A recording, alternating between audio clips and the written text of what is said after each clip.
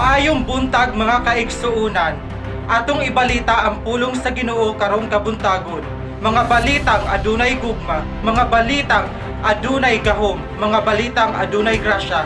Dali, ubni ko ninyo og atong ibalita. Yung buntag, sister.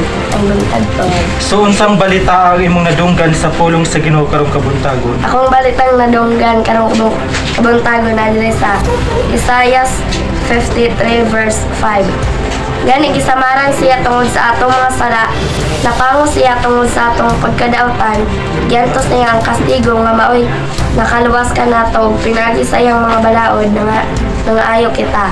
Unsa may imong nasabtan niini? Ang ako nasabdan ani kay tungod sa atong mga sala, si Jesus mo'y nagantos para kita maluwas og pinagi pud sa iyang labot sa iyang mga lawas ang ayo kita. Dagang salamat, sister. Mayong buntag, sister. Ang buntag po. So na-bless ba ka sa pulong sa Ginoo karong kabuntagon? Nag-bless ko. So unsa may imong mabalita karong kabuntagon? Ako mabalita kay diri sa Isaiah 53 verse 7. Bisag gidaog-daog siya o gipaantos pag-ayo nagpakailom lamang siya sama sa nating karnero nga gidala ngadto sa ihawan ug sama sa karnero at tubangan sa mualot kaniya. Unsa may imong nasabtan niini? Ako nasabdan ni bisag gidaog-daog si Jesus ko nagpakailom jud siya para sa atong mga sala. Dagang salamat, sister. So maayong buntag, ma. Ang buntag ko doon. So unsa ran may imong nadunggan karong kabuntagan? Karon akong nadunggan rong kabuntaga, akong nasabtan ano yung verse from Isaiah 53 verse 9. Kuan ni siya. Gilamdagan siya to ano ba?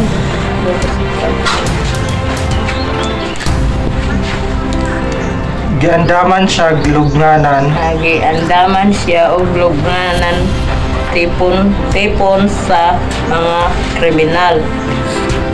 Gilubong siya uban sa usa ka dato.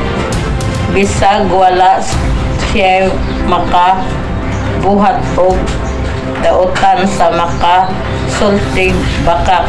Ganahan ko ani kay ang Ginoo dili motugot nga bakakon ng tao, kinahanglan kuan ka nakabalo na kas ka matuoran dili ka mamaka kay kuan sala man na nimo kanang gikinabuhi na ko ni nga gihatag sa Ginoo, gihatagan ko lang nga kinahanglan nga ako dili ko bakakon sa isig ka tawo nga akong i-share nga balita nga maayo nga kanang kaayuhan nga madasig sila nga mapadayon sila sa mabalik sila sa tiilan sa Ginoo nga simba sila sa buhing ng Dios.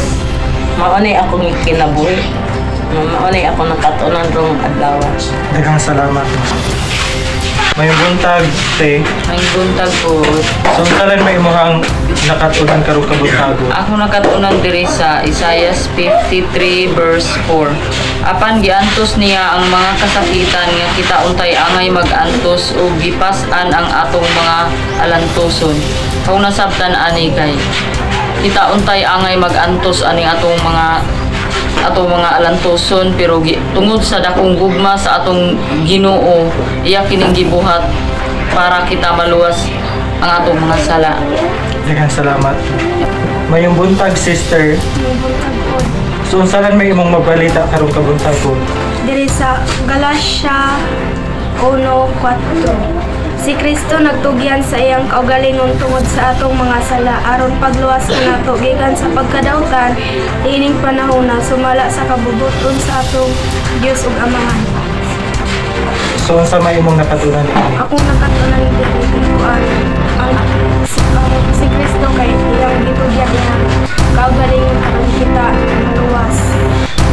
Dagang salamat ko sa katubagan, sister. Mayong buntag, pa.